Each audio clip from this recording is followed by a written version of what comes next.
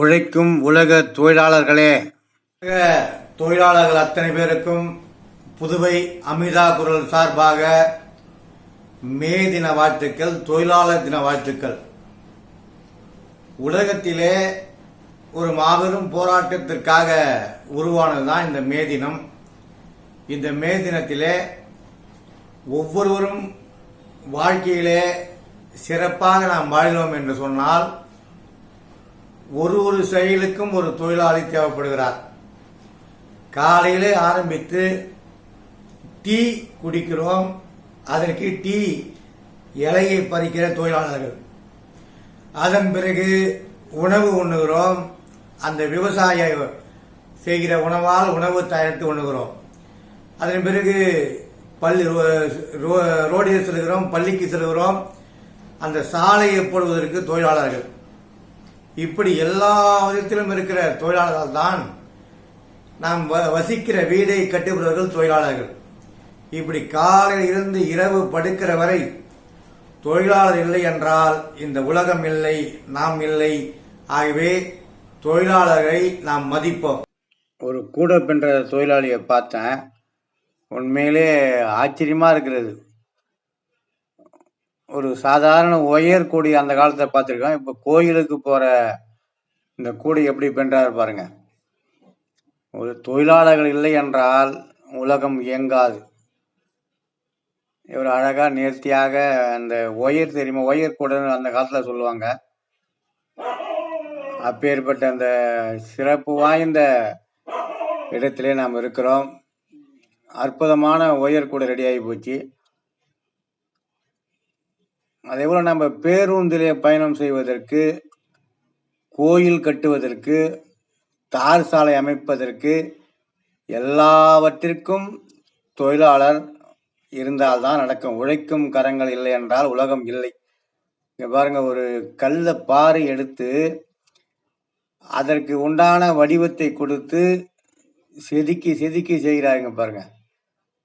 இது கருங்கல் பாறை, கல்லை எடுத்து செதுக்குகிறார்கள்.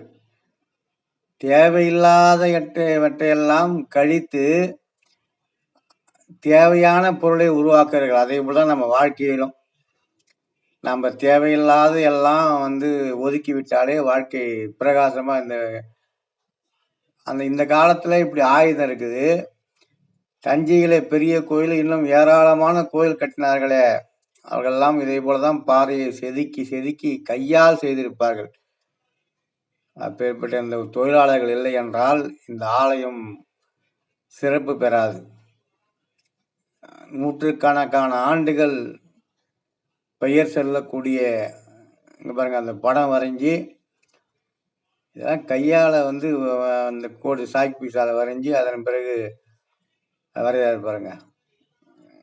அதை ஒரு பெயிண்ட் அடையாளப்படுத்திட்டு அந்த டிசைன் வரணும்ல, அதை விட்டு மிஷினை வைத்து கையால், சில வேலை கையாலையும் செய்கிறாங்க, உளி கொண்டு. இது கருங்கல் பாறை. 1000 வருடங்கள் நிலைத்து நிற்க தஞ்சாவூர் பெரிய கோயிலை போல 1000 வருஷத்துக்கு முன்னாடி எப்படி விஞ்ஞானம் இருந்தது, எப்படி கண்டுபிடிச்சாங்க. ஆகவே காலங்காலமாக தொழிலாளர்கள் உழைக்கின்ற வர்க்கம் இல்லை என்றால் உலகம் இல்லை. அது ஓவியமாக இருந்தாலும், கட்டிட வேலையாக இருந்தாலும், அதே போல் காரு பஸ்ஸு ஓட்டுறதா இருந்தாலும், அதை தயார் பண்ணுறதா இருந்தாலும், காய்கறி உற்பத்தி செய்கிற விவசாயிகளாக இருந்தாலும், இந்த இடத்த சுத்தம் பண்ணுறாங்களே அந்த துப்புரவு தொழிலாக இருந்தாலும், எல்லாவற்றுக்கும் தொழிலாளர் தான் முக்கியம்.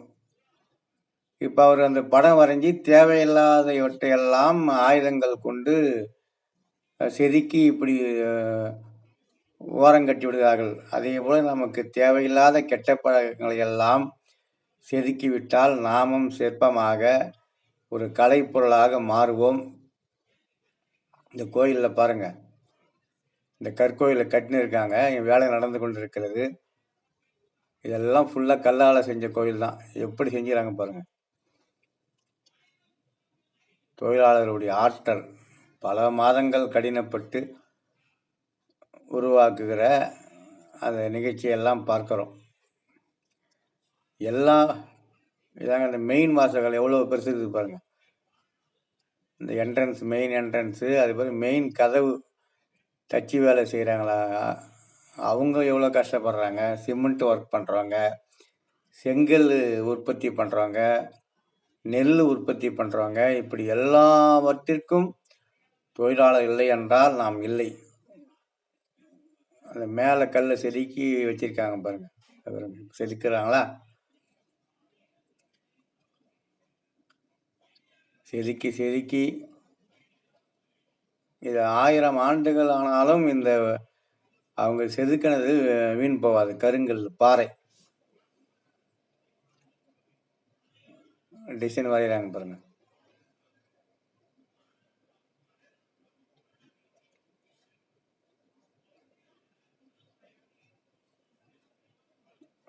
அழகா சாக்கு பாறையை எடுத்து பாறையே இல்லாத ஊரில் தஞ்சை பெரிய கோயிலை கட்டியவர்களும் ஒரு தொழிலாளர்கள் தான்.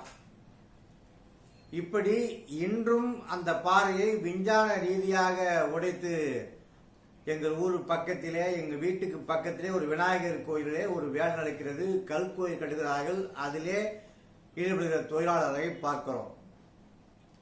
அந்த தொழிலாளர்கள் கல்லை உடைக்கின்ற போது என்னுடைய சிறு வயதிலே நான் கேட்ட கதை ஞாபகம் வருகிறது. ஒரு சிற்பியிடம் பலவிதமான கற்கள் வந்தது. அந்த கோயிலை செய்து கொண்டிருக்கிற சிற்பியிடம் 2 பெரிய கற்கள் வந்தது. இந்த 2 பெரிய கற்களிலே நீங்கள் ஒரு கல்லை தேர்ந்தெடுத்து ஒரு அழகான முருகர் சிலையை வடியுங்கள் என்று அந்த ஊர் பெரியவர்கள் கூறினார்கள். உடனே சிற்பி ஒரு கல்லை எடுத்து அந்த சிற்பத்தை வரைந்து செதுக்க ஆரம்பித்தார். அந்த கல் அவரை திட்டியது. என்னை ஏன் இப்படி அதிகமாக என்னை துன்புறுத்துகிறாய், உடைக்கிறாய் என்று கேட்டது. உடனே அந்த கல்லை வைத்துவிட்டு இன்னொரு கல்லை செதுக்கின்ற போது அந்த கல் அழுது கொண்டே பொறுத்து கொண்டது. 1 மாதம் அந்த கல்லை செதுக்கி செதுக்கி தேவையில்லாதவற்றையெல்லாம் எடுத்துவிட்டு ஒரு மாபெரும் முருகர் சிலையை உருவாக்கி விட்டார். இந்த கல்லை என்ன செய்வது என்று சொல்ல தெரியாமல் கடைசியில படிக்கற்களாக அந்த கோயிலுக்கு படிக்கற்களாக செய்து வைத்தார். உடனே அந்த முருகர் சிலை பயபக்தியோடு அந்த மூலவர் சன்னதியிலே அமர்ந்தது. இந்த சண்டை போட்ட கல் சண்டை போட்டு என் மேலே உளியை செதுக்காதே, சமுட்டியால் அடிக்காது என்று சண்டை போட்ட கல் படிக்கட்டாக மாறிவிட்டது. உடனடியாக அது குடமுழுக்கு நடந்த பிறகு லட்சக்கணக்கான மக்கள் இன்னும் அந்த படிக்கட்டுகளை ஏறி ஏறி மிதித்து அதை துன்புறுத்துகிறார்கள். ஆனால் ஒரு நாள் கஷ்டப்பட்ட அந்த கல், அந்த சிற்பிக்கு ஒரு நாள் கஷ்டப்பட்ட கல், துன்பத்தை பொறுத்து கொண்ட கல், பால் அபிஷேகம், தேன் அபிஷேகம், மாலை மரியாதை எல்லாம் கொடுத்து மூலவரிலே அமர்ந்திருக்கிறது. இதுதான் வாழ்க்கையுடைய தத்துவம். நமக்கு துன்பம் வருகின்ற போது பொறுத்து கொண்டால் நாமும் அந்த சிலை போல ஒரு மதிக்கப்படுவோம். இல்லை என்றால் நம்மை செதுக்குவர்கள், திட்டுபவர்களை, திருத்துபவர்களை நாம் கோபித்துக் கொண்டால் அந்த படிக்கட்டுகளை போல இருந்து பலரால் மிதிக்கப்படுவோம் என்று இந்த கல்லை பார்க்கின்ற போது எனக்கு சிறு வயதிலே கேட்ட ஞாபகம் வந்தது. ஆகவே விவசாய தொழிலாளர்களுக்கும், நகை செய்கிற தொழிலாளர்களுக்கும், வீடு கட்டுகிற தொழிலாளர்களுக்கும், மீனவ சமுதாய மக்களுக்கு, மீனவ தொழிலாளர் நண்பர்களுக்கும், பேருந்து ஓட்டுநர்களுக்கும், ஆட்டோ ஓட்டுநர்களுக்கும், கார் ஓட்டுநர்களுக்கும், எல்லா உலகத்தில் இருக்கிற அனைத்து துப்புரவு தொழிலாளர்களுக்கும், இன்னும் ஏராளமான தொழிலாளர்கள் அத்தனை பேருக்கும் நானும் ஒரு தொழிலாளி என்ற முறையிலே உலக தொழிலாளர் அத்தனை பேருக்கும் மே தின வாழ்த்துக்களை தெரிவித்துக் கொண்டு, தொழிலாளர் ஒற்றுமை ஓங்க வேண்டும். தொழிலாளர் இல்லை என்றால் உலகம் இல்லை. உலகம் வாழ வேண்டுமானால், உலகம் உருள வேண்டுமானால் அது தொழிலாளர் கையில் இருக்கிறது என்று சொல்லி, தொழிலாளர்கள் சிக்கனமாக இருந்து வருகின்ற 5 ரூபாய் வருகிறது என்றால் 5000 ரூபாய், 5 ரூபாய், 5 லட்சம் ரூபாய் வருகிறது என்றால் அதை 3 லட்சம் ரூபாய் செலவு செய்து மீதி 2 ரூபாயை சேமிக்க வேண்டும். இதுதான் வெற்றியின் ரகசியம் என்று சொல்லி உலக தொழில் அத்தனை பேருக்கும் வாழ்த்துக்களை தெரிவித்துக் கொண்டு புதுவை அமிர்தா குரலை சப்ஸ்கிரைப் பண்ணுங்க, ஷேர் பண்ணுங்க. நன்றி, வணக்கம்.